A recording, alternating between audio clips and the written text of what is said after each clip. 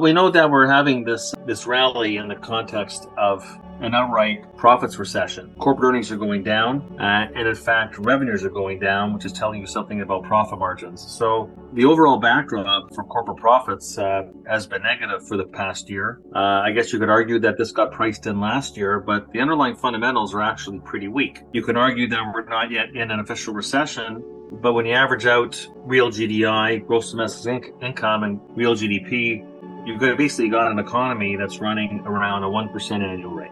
And you can argue that that's not a recession, but in the old days, it's what we would call a stall speed economy.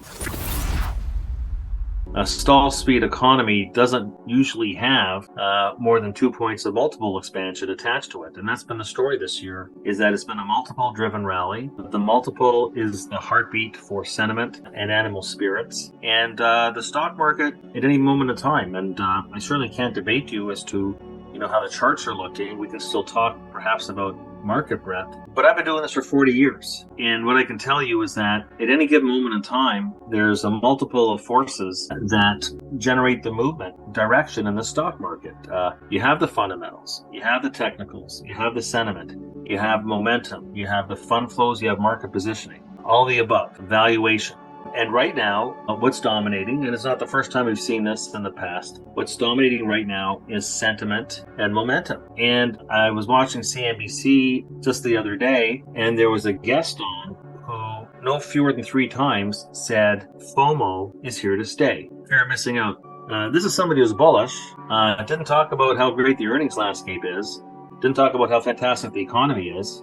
Didn't talk about the fact that we have a risk-free interest rate well north of 5%. No, FOMO is here to stay. And so that's what the market is right now, the fear of missing out factor. It's not more complicated than that. Let's start with cash. So you're getting paid roughly 5.5% to be in cash. And of course, when people say to you, well, look at the NASDAQ 100's up, whatever, 40%. Look at what the major indices have done, 5.5%. Who wants that? Sure. But imagine if last year you told somebody you could have 5.5% guaranteed, no liquidity risk, no capital risks, no duration risk. You would have jumped at it. The stock market last year was down almost 20%. If you got a nab 5 to 5.5% in the treasury bill market, you would have leapt at it. But today, it's not sexy. It's not giving you a chance to outperform your competitors or the benchmarks. But I'd say that you can have a equity earnings yield in the S&P 500 of roughly 5%, or you can pick up more than 5% in the treasury bill market.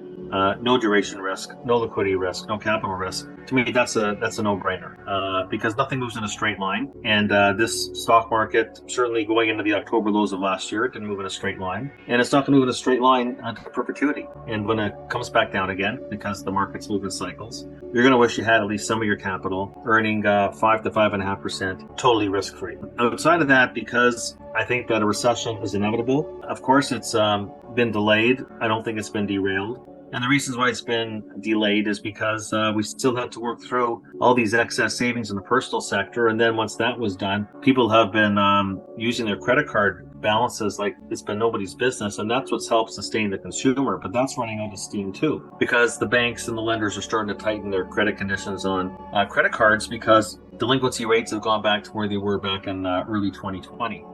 So we've had an Energizer Bunny supporting the consumer, mostly the excess savings from the Biden budget buster of March of 2021. And we've had this massive run up in credit card balances at 23% interest rates, which has been just mind blowing. So to suggest that, we're going to go through the most pronounced Fed tightening cycle since 1981, and we know what happened in 1982. And outside of Gary Schilling, nobody was calling for a recession in 1982, just like nobody's calling for one right now. But we've had a massive reset of interest rates and inverted yield curve, and there's just lags involved. So in recessions, you want to own long bonds. I want to have this barbell between short rates, and I want to own 30-year treasuries because although the yield curve will normalize, in other words, we're only really inverted historically 15% of the time. This is a very bizarre situation that the treasury curve is inverted.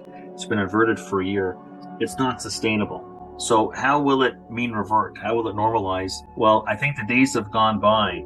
The inflation, the growth, the credit expansion, all the things that would have taken long-term interest rates to new highs, well, that already happened last fall. So the way the yield curve is going to normalize, and I'm bowing to the holy grail of Bob Farrell's rule number 1 of mean reversion. The yield curve will mean revert. So short-term rates will come down. So you'll be very happy owning those treasury bills. And you want to own long bonds, and those yields will go down by less, but you'll get a nice big fat return because of the convexity. On top of that, I think real rates come down. Real rates come down, the dollar comes down. That is fodder for gold. So I almost call this the bond bullion barbell. I want to own gold in any form. Gold bars, gold coins, the mining companies. Gold is going to be a good place to be in the next year.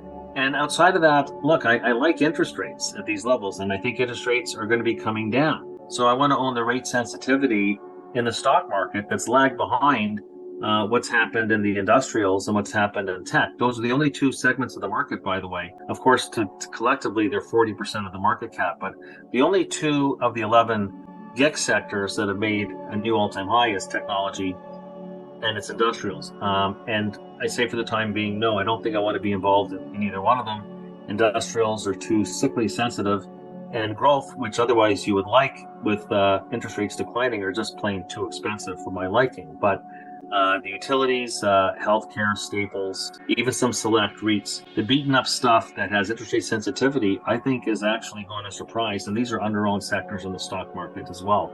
And if I'm looking internationally, I say take your profits in the USA, where the multiple is now pressing against 20.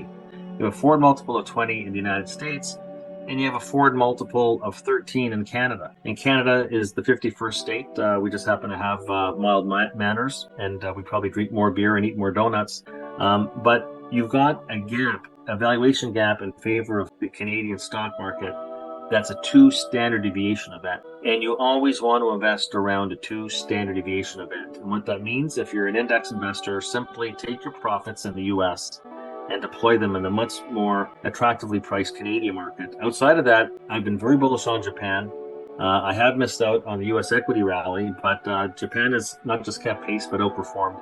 And there's a secular re-rating in Japan right now because there's a whole new dividend and equity culture taking place right now. Japanese Inc., the corporate sector in Japan, is finally discovering that they get rewarded by taking cash off the balance sheet and giving it back to investors. So when you look at dividend growth, payout ratios, dividend yield, Japan is a great story.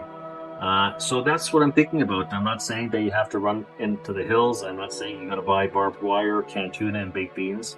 But I would say that that the U.S. stock market is trading at expensive levels. It's overextended. There's other more attractive stock markets overseas, and I would say again in Canada. But my big call remains what's going to happen in the treasury market, what I call the bull steepener.